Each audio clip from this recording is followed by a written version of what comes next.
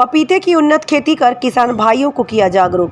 खेती कर पैदावार बढ़ाएं, आय में हो वृद्धि। किसान सचिन मिश्रा।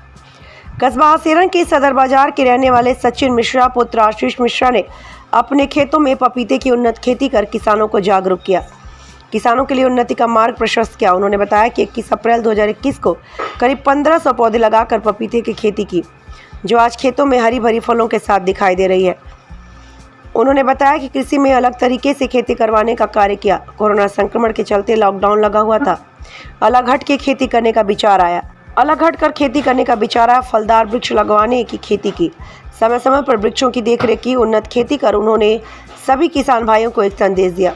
सभी खेती में बदलाव लाएं, कई किस्म की तरह खेती कर अपना और परिवार का भरण पोषण करें। उन्होंने पपीता की खेती कर आसपास क्षेत्र में अपनी प्रशंसा व सराहनीय कार्य किया।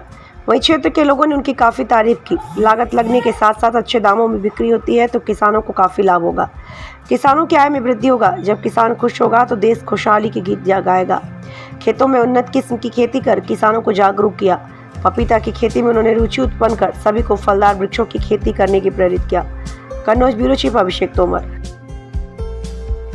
नमस्कार, मेरा नाम सचिन मिश्रा है। मैं जनपद कन्नौज के ग्राम हसीरन का निवासी हूँ जी। मैं एक संस्था का प्रधानाचार्य भी हूँ सरस्वती शिशु मंदिर का। वर्ष 2020 में जब कोविड-19 पूरे देश में फैल गया तो उस समय हमारे विद्यालय बंद हो गए। विद्यालय बंद होने के कारण हमारा विद्यालय बंद हो गया, जिसकी वजह से हम एक तरीके से बेरोजगार हो गए और घर पे बैठ गए।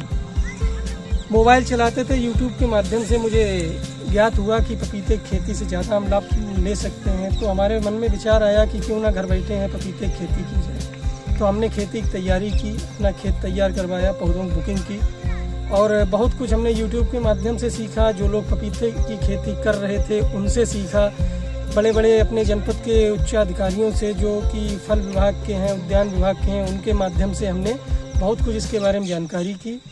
उसके बाद मैंने लगभग 1500 पौधों की बुकिंग करवाई और अपने खेत की अच्छी तरीके से तैयारी करके हमने 5 बाई 8 की दूरी पर पपीते के पौधों का रोपण करवाया। आज हमारा पौधा लगभग 4 महीने का हो चुका। 21 अप्रैल 2021 को हमने इसका वृक्षारोपण करवाया था और आज हमारा पौधा 4 महीने से ऊपर का हो चुका है। आप देख सकते हैं बहुत से पौधों में फ्लावरिंग और फ्रूटिंग शुरू हो चुकी है। पपीते की खेती आज के किसानों के लिए बहुत ही उत्तम है और लाभकारी है। हमारे किसानों को चाहिए कि वो पारंपरिक खेती से हटके कुछ नई खेती करें, जिससे कि उनको आर्थिक लाभ हो।